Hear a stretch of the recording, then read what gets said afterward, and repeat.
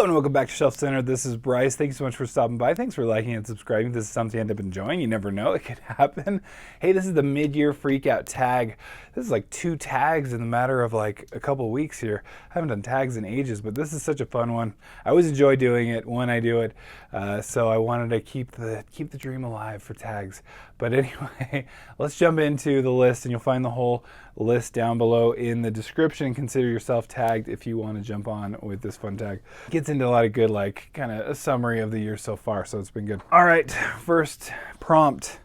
Best book you've read so far. I already did a top 10 of the year so far, and it was Oathbringer by Brandon Sanderson.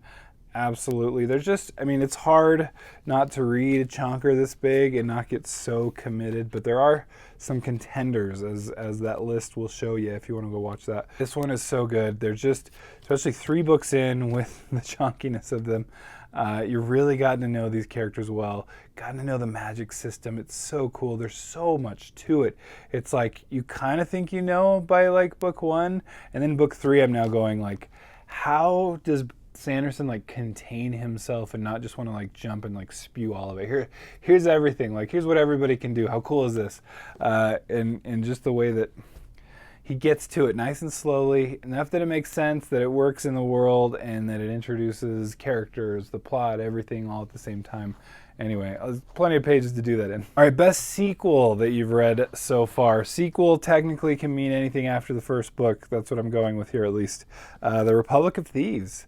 Republic of Thieves was awesome. I just absolutely had a blast with it. It's up there.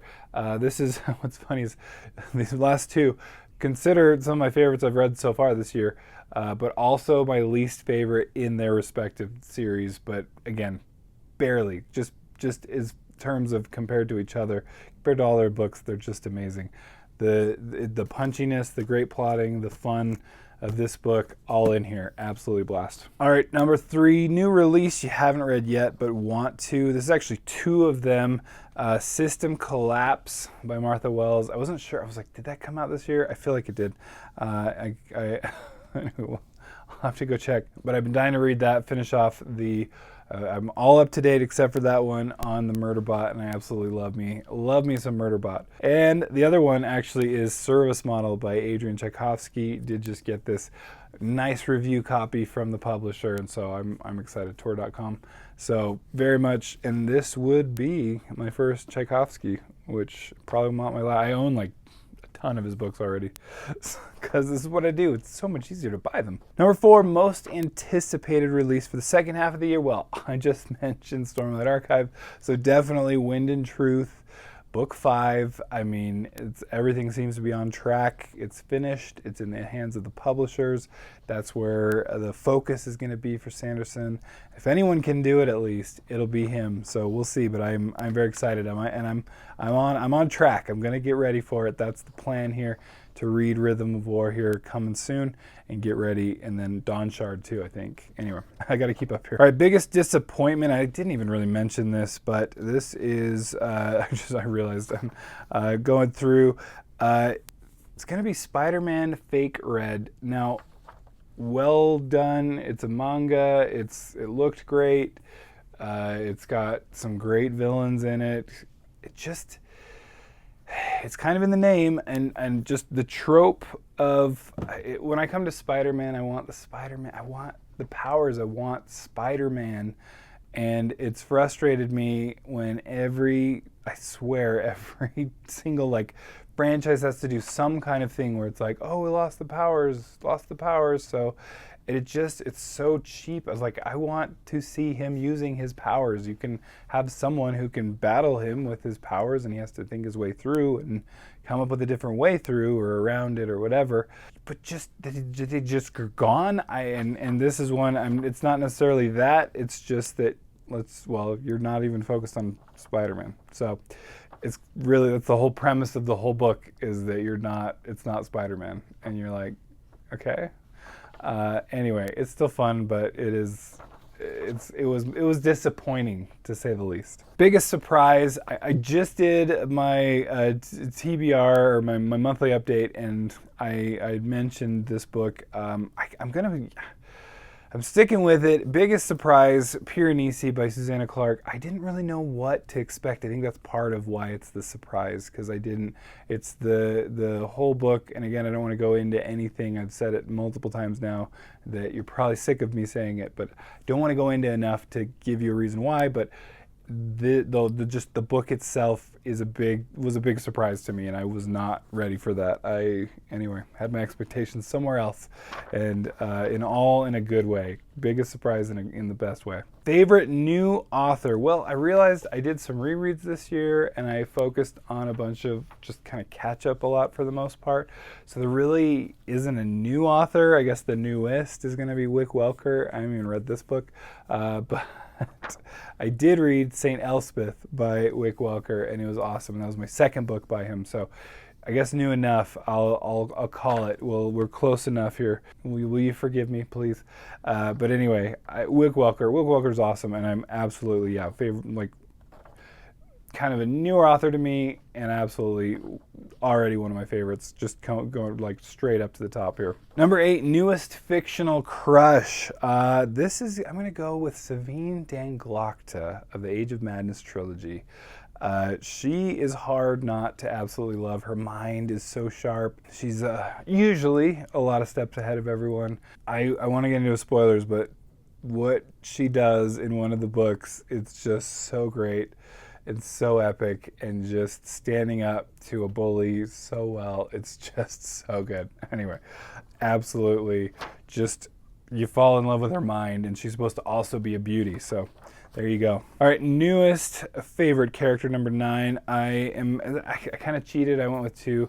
One is going to be Piranesi himself, and then also Sandman Slim. Sandman Slim was really fun to get into another kind of urban fantasy, wisecracking kind of getting the lay of the land, tough guy. 2 good characters, completely couldn't honestly be different. All right, book that made you cry, number 10 here, or saddest book you've read. I'm gonna have to go with Stephen King's It. This one was an emotional roller coaster, absolutely.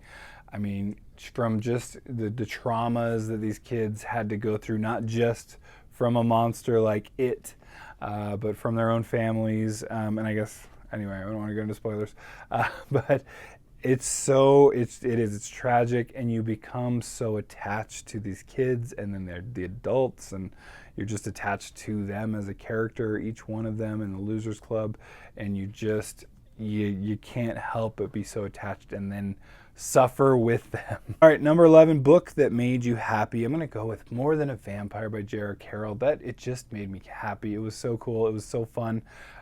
Like I've said before, there's just so much energy to it. And then, I mean, just this cool, like, kind of rival vampire, like, history, but, but pulled into like real history events, and it's a blast. I can't recommend it enough. Number 12, favorite book to film adaptation you saw this year. I think I'm gonna go with Wonka, even though, I mean, I didn't see a lot of book to film adaptations, frankly. Wonka, though, is closest, even though I don't think it comes from a book. It's a spin-off from books, so that's as close as I'm going to get here.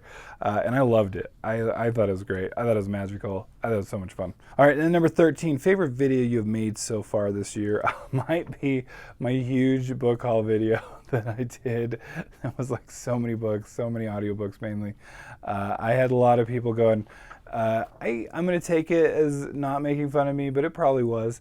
But just, hey, you may not read the most, but you definitely buy the most. All right, most beautiful book you've bought so far this year or received, and it's going to be a little bit of both, because I received this advanced reading copy, this review copy of Song of the Mysteries by Janie Wirtz, but then I also bought myself a copy of it.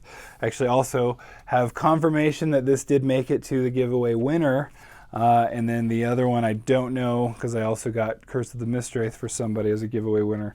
And I mean, look at these. Did you see that? It's one of my favorite parts is that this is the author's artistry.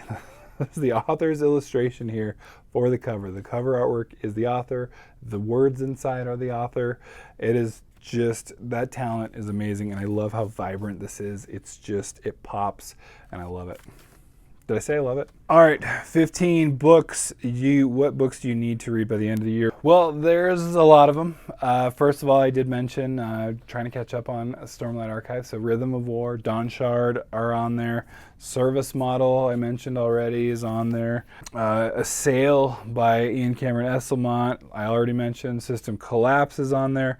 Return of the Griffin by J.C.M. Byrne is on there. And Dark Victory, Batman, the sequel to The Long Halloween. I'm excited to read. So anyway, I got a lot to do here. There's plenty on my list for the rest of the year. And I keep getting sidetracked by what's new and shiny. How am I supposed to stay focused here when I'm a terrible mood reader? So anyway, thank you so much for stopping by, and we will catch you next time. Bye.